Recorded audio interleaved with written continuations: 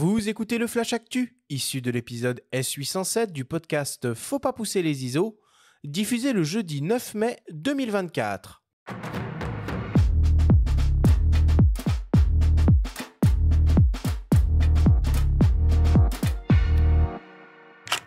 Cette semaine, dans le Flash Actu, on connaît les lauréats de l'édition 2024 des World Press Photo. L'exposition La France sous leurs yeux est actuellement à la BNF et le jeu de paume va fêter ses 20 ans. Le Flash Actu vous est présenté par Fox.fr, le site des spécialistes de l'image. On connaît désormais les lauréats du très prestigieux concours des World Press Photo. C'est une image réalisée par le photographe palestinien Mohamed Salem de l'agence Reuters qui remporte la catégorie reine de la compétition, le World Press Photo of the Year. Cette photo a été réalisée le 17 octobre 2023 et montre une jeune femme de 36 ans tenir dans ses bras le corps sans vie de sa nièce de 5 ans enroulée dans un drap blanc qui a été tuée à la suite d'un bombardement israélien sur leur maison dans la bande de Gaza. La photographe sud-africaine Lee-Ann Olwage pour Géo remporte le World Press Photo Story of the Year pour sa série Valim Babenan sur la stigmatisation à Madagascar des personnes atteintes de symptômes de perte de mémoire. Le photographe vénézuélien Alejandro Segarra pour le New York Times et Bloomberg remporte le World Press Long Term Project Award pour son travail intitulé The Two Walls, initié en 2018, sur le changement de politique des services d'immigration du Mexique. Et enfin, la photographe ukrainienne Julia Kochetova remporte le World Press Photo Open Format Award pour son projet War is Personal, un site internet qui associe le photojournalisme au style documentaire personnel d'un journal intime pour montrer au monde ce que c'est de vivre avec la guerre comme une réalité quotidienne. Toutes les images des lauréats sont à découvrir sur le site officiel de la compétition, worldpressphoto.org. Jusqu'au 24 juin prochain, vous avez la possibilité de découvrir l'exposition événement La France sous leurs yeux, 200 regards de photographes sur les années 2020, à la Bibliothèque nationale François Mitterrand. Cette exposition fait suite à la grande commande photographique du ministère de la Culture, intitulée Portrait photojournalistique de la France post-Covid, qui a été initiée en 2021 et à laquelle de très nombreux photographes ont participé et réalisé plus de 2000 images qui ont été intégrées dans les collections de la BNF. On peut citer par exemple, et par ordre alphabétique, des photographes qui sont déjà passés à nos micros. Véronique de Viguerie, Édouard Elias, Laurence Jay, Françoise Hugier, Florence Joubert, Pascal Maître, Juliette Pavie ou encore Frédéric Stussin. De plus, un catalogue publié par les éditions BNF accompagne cette grande exposition et contient pas moins de 500 photographies. Et pour terminer, le Centre d'art parisien du jeu de paume célèbre cette année ses 20 ans et prépare de très beaux événements pour la rentrée. Dès le 28 septembre prochain, il sera possible de découvrir une exposition de la photographe américaine Tina Barney, intitulée Family Ties, qui retrace 40 ans de la carrière de l'artiste et qui est la plus grande rétrospective européenne à lui être consacrée à ce jour. Les portraits colorés de Tina Barney, souvent de groupe et de grand format, qui semblent à première vue tenir de l'instantané familial, sont pour la plupart soigneusement mis en scène par l'artiste, créant des tableaux composés qui établissent un dialogue avec la peinture classique. Ces portraits de célébrités pour la presse, magazines de mode et marques de luxe témoignent de la même complexité, sensibilité et parfois humour dans sa pratique artistique.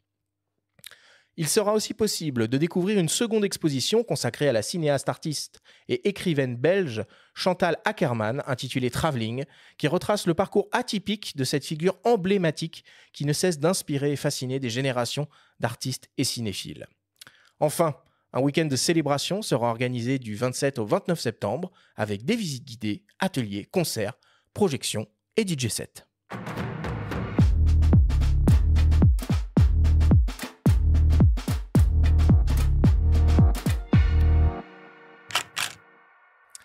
Bon, voilà pour le Flash Actu cette semaine. Agathe, tu avais suivi cette histoire de commande du ministère de la Culture quand on voit la liste délirant des photographes qui ont été sélectionnés. Il y a des grands noms, hein, je ne les ai pas tous cités. Tu avais suivi un peu cette affaire?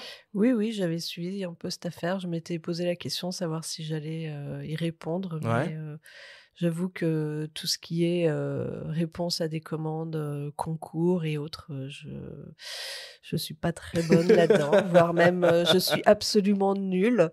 Ah, tu prends pas le Heu temps sur ton temps perso ou de boulot pour essayer de participer comme ça à des bourses, des concours? Non? J'ai essayé, 2-3 fois et ça a pas marché. Donc en fait, j'ai un petit peu le syndrome, de l'imposteur et je me dis que si ça marche pas, c'est que je suis nulle et que, bah, en fait, je réitère pas ce genre Ah, de pourtant, tu es dans un domaine où tu as une spécialité, on va dire. j'ai Et... une spécialité qui est absolument pas reconnue, dans le secteur, de la photographie.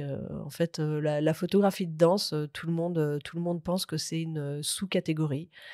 J'ai eu, quelques retours, plus d'une fois en fait, de personnes assez prestigieuses, justement dans la sélection, des images, et en fait, ils ont l'impression que, bah, en fait, il suffit d'un petit clic, pour faire une image de danse, heu, voilà, qu'il y a aucune créativité parce qu'en fait, on se sert de la créativité des autres. Mais, je pense que si on va voir, enfin, si on met 5 photographes, dans un studio, et qu'on leur donne la même chose à photographier, on aura, effectivement, il y en aura peut-être, 2-3 qui vont faire exactement la même chose. Mais, l'intérêt pour moi, c'est, d'aller chercher des images qui sont différentes et je pense que j'exprime une certaine créativité et que, j'ai une certaine patte, mais, voilà,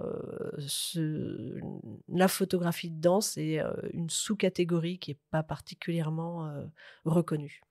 Alors qu'il y aura le breakdance, mais c'est une autre forme de danse au JO cette année, à Oui, Paris pour la oui, première fois. Bon, voilà, et oui, ce ne sera voilà. pas reconduit à Los Angeles en 2028, hein, mais ça apparaît pour la première fois. Donc, c'est une Oui. forme de reconnaissance quand même pour le mouvement et la danse, quoi. C'est une reconnaissance pour la danse, mais, comme je disais, en fait, la photographie de danse en elle-même, est pas particulièrement reconnue. C'est marrant, Heu, ça fait écho un peu au discours que pouvait nous tenir Christophe Brachet sur la photographie de plateau, oui, c'est ça, où on mais c'est reproche à peu près la même chose, c'est-à-dire que c'est d'autres personnes qui créent ce qu'on va vous mettre devant votre objectif, et vous n'êtes là que pour appuyer vous n'êtes que sur des le presse-boutons. déclencheur, vous n'avez pas fait ni la mise en scène, ni l'éclairage, ni les poses, ni les Voilà. machins. Bon, Et je pense c'est en fait que évidemment beaucoup plus complexe que ça. le témoignage de Stéphane Bullion, au tout début, en fait, retranscrit vraiment ma façon de travailler. C'est que moi, ce qui m'intéresse, quand je fais de la photographie, de spectacle vivant, parce qu'en fait, je suis cataloguée, photographe de danse, mais je ne suis pas que photographe de danse, je suis photographe de spectacle vivant et je suis pas que photographe de spectacle vivant, je suis photographe tout court. Et mon regard se porte sur tout ce que sur la vie, dans sa totalité et je vais chercher des images, partout, je les propose pas, je les montre pas, mais je fais des images tout le temps. Mais pour revenir à la photographie, de danse et la photographie de studio, en fait, ce qui m'intéresse, c'est vraiment, les répétitions. Parce que sur les répétitions, j'ai, une marge de manœuvre qui est complètement différente. Je peux, me balader un peu, dans les studios. Certains, chorégraphes, certains studios, me laissent une liberté totale et je vais chercher, des images, je vais chercher des plans, je vais pas, chercher ce qui va être frontal, au moment, du spectacle quand le spectacle sera sur la scène, et moi je vais chercher d'autres angles pour montrer, en fait, ce que j'ai envie de montrer et des fois, en fait, certaines chorégraphies, surtout au niveau de la chorégraphie contemporaine, on voit, en fait, d'autres images que personne ne verra au moment, où ce sera monté sur scène, Hmm. heu et ça me permet aussi de me libérer des lumières du spectacle vivant qui sont ce qu'elles sont, qui Dur, sont, contrasté, impossible à photographier. qui sont faibles, qui sont faibles. En fait, Mais attention, là, tu devances un petit peu trop tout ce qu'on va aborder. Mais c'est un formidable teasing. Garde-en un peu, Bravo. garde-en un peu, C'est un très garde-en beau un petit teasing peu. que tu viens de nous offrir là, Agathe.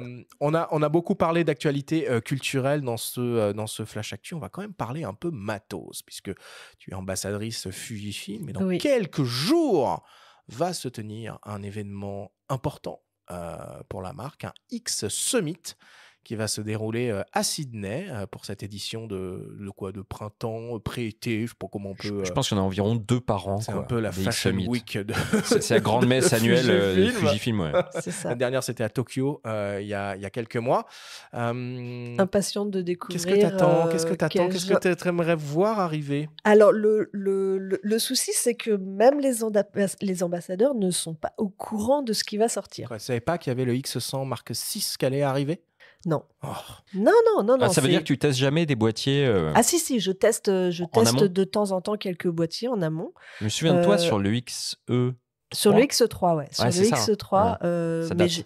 le X3, je l'ai eu 2 semaines avant la sortie officielle. C'est vraiment, ça reste extrêmement secret. Il y a un nom de code au boîtier. On signe une charte de non-divulgation. Donc non, je ne sais absolument pas ce qui va sortir. Je suis impatiente de voir les évolutions. C'est quelque chose que tu suis en Ah général, oui, je l'actualité le suis. matos. Ah Ouais. oui. Enfin, je suis pas une fanatique de matos. Moi, ce que je demande au matériel, c'est qu'il soit efficace et qu'il serve en fait mon travail. Je vais pas aller acheter un boîtier si les évolutions qu'il apporte ne m'intéressent pas. J'ai toujours changé de boîtier chez Fujifilm quand j'avais des évolutions intéressantes et acheté les optiques qui complétaient la gamme d'optiques que j'avais. Même chose quand j'étais dans d'autres marques avant. La course en fait au nouveau boîtier ne m'intéresse que si elle apporte quelque chose. Et d'ailleurs, j'ai changé de crèmerie. Je suis passée à Fuji à une époque où justement la marque de matériel que j'avais en fait ne proposait plus aucune évolution, proposait des nouveaux boîtiers qui étaient plus chers et qui n'étaient pas plus intéressants. C'était quoi? Canon. J'avais le 5D Mark III et ce qui était sorti après était beaucoup plus cher et absolument pas intéressant. Donc voilà. Et je suis aussi passée à Fuji parce que c'était beaucoup plus léger et qu'à un moment donné, quand on est 5 heures dans un studio avec le boîtier à bout de bras, j'ai beau faire de la natation, j'ai beau être sportive, à un moment donné, le dos, il prend cher. Donc gagner 1 kilo dans les bras, c'était bien. C'était très, très Premier bien. premier indice peut-être à venir, puisqu'on va plonger en détail dans ton sac photo. T'es plus X que GFX alors. J'ai les deux. Ah. Bon, super deuxième teasing. Allez, on va clôturer le Flash Actu là-dessus.